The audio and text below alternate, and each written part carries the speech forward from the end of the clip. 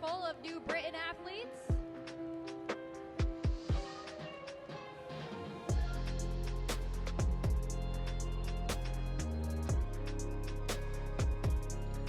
Out in lane 6, that's Luce Allen from Plymouth Whitemarsh.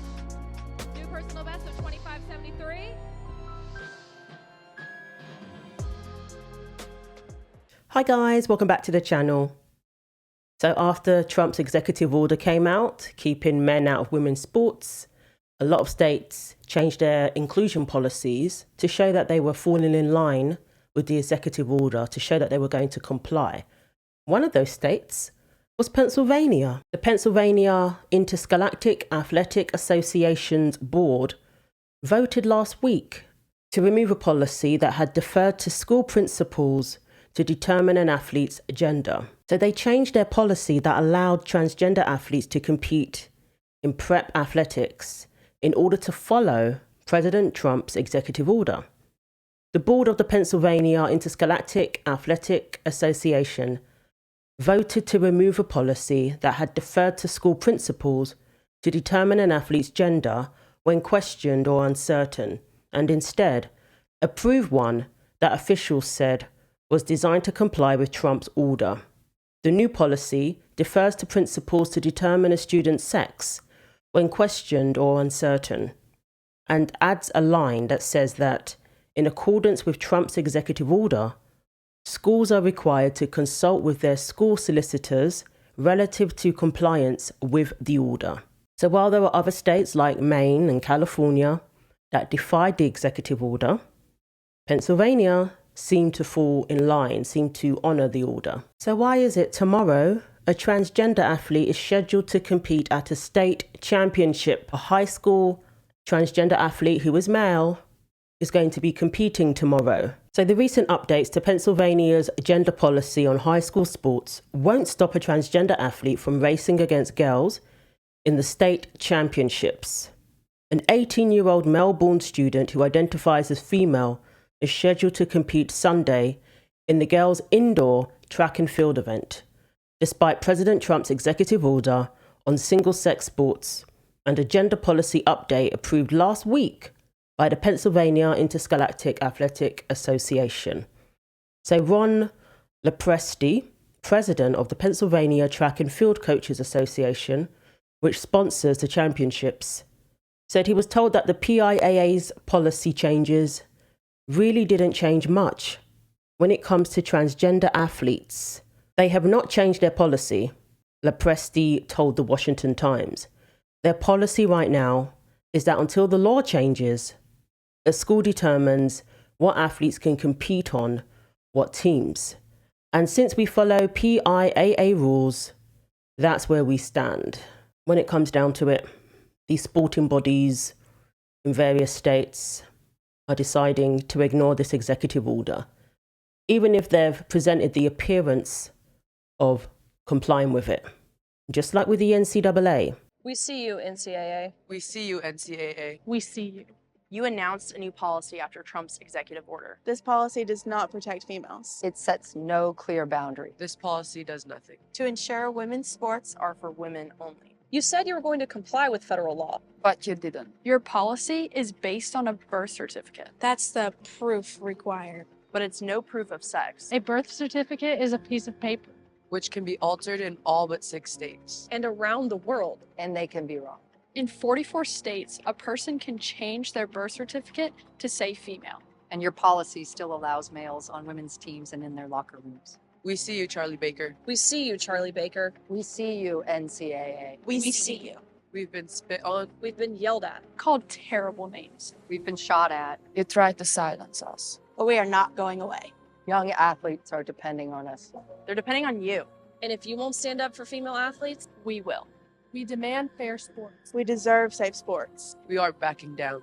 NCAA women's teams Are for female athletes only. That means those born female. XX only. No substitutes.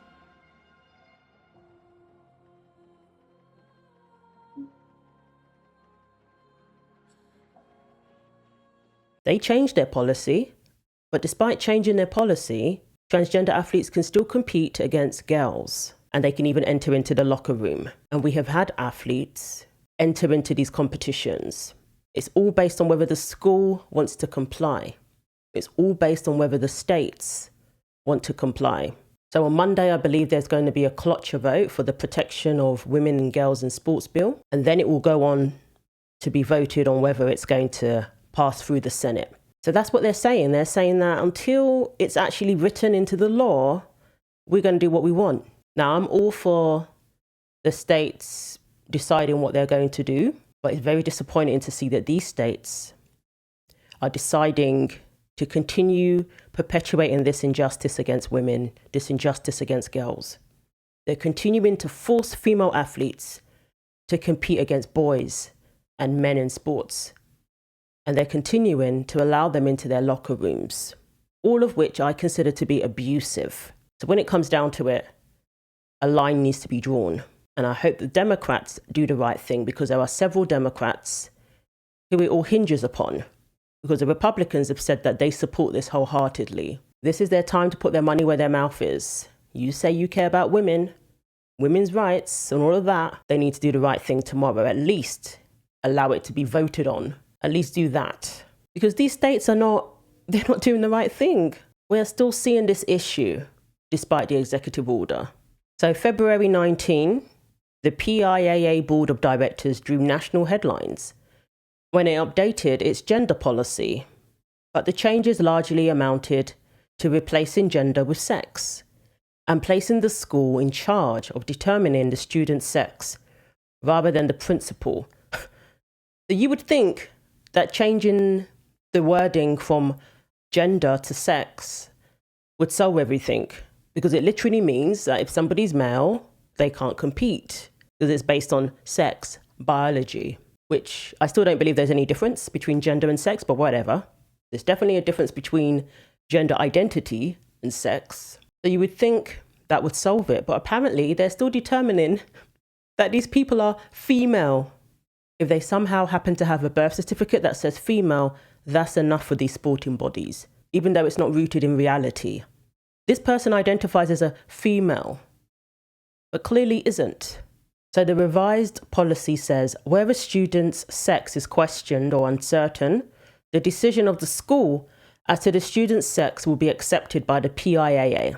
In accordance with the Presidential Executive Order 14201, entitled Keeping Men Out of Women's Sports, dated February 5th, 2025, schools are required to consult with their school solicitors relative to compliance with the order. So if the school is woke, if the school is run by these people who have bowed to gender ideology, they can determine that the person's sex is female. If they're okay with a boy competing against girls, they'll say, oh, this person's female. And that's it. So it's still based on feelings. It's still based on ideology. They haven't really acquired a policy that reflects biological facts, that reflects whether somebody is male or female. And tomorrow, these young girls now have to deal with competing against an 18-year-old man. So the PTFCA Championships, apparently they're not organised or administered by the PIAA. And they have said that Mr. Lepresti is not in a position to speak on behalf of the PIAA. PIAA is following the executive order and requiring member schools to consult with their school solicitor relative to compliance with the executive order. That right there is gaslighting. Obviously, the purpose of the executive order is literally to keep men and boys out of girls' and women's sports.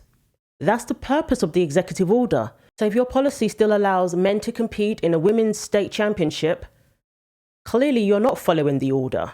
To ensure that each school is aware of the legal ramifications of the federal order and its impact on their school, said the PIAA in a Thursday statement. The member school is responsible for certifying the eligibility of their student athlete. No, these schools need to be told that under no uncertain terms, male athletes are not allowed to compete in women's competitions, and they need to follow that order. That's what your policy needs to assert. If it doesn't result in the outcome of protecting women's sports, what is the purpose of it? Just to say that you are following the order. but you're still leaving it up to the schools to decide, including schools who are run by people who don't know what a woman is. Same thing with the NCAA. It's the schools that are still allowed to decide. If somebody shows up or applies to compete who's unattached, who happens to be male, he can still compete. Sadie Schreiner was denied competing at the Boston Invitational because the school decided that Sadie could not compete due to the fact that Sadie is male. But if Boston University had been all right with Sadie competing, Sadie would have been competing in that invitational. Let's see how far Pennsylvania gets with all federal funds cut off. This is beyond terrible, even more blatant disrespect for women and girls. And of course, somebody pointed out, this is where it all happened with Leah Thomas, University of Pennsylvania, who's now dealing with a lawsuit, allowed a man, 6'4" man, to compete in a women's competition and entering into their locker room undressing in front of them. And this state is going to be known as one of the states that started all of this, that contributed to all of this. So shame on the state of Pennsylvania and these sporting bodies that are allowing it and these schools that are allowing it.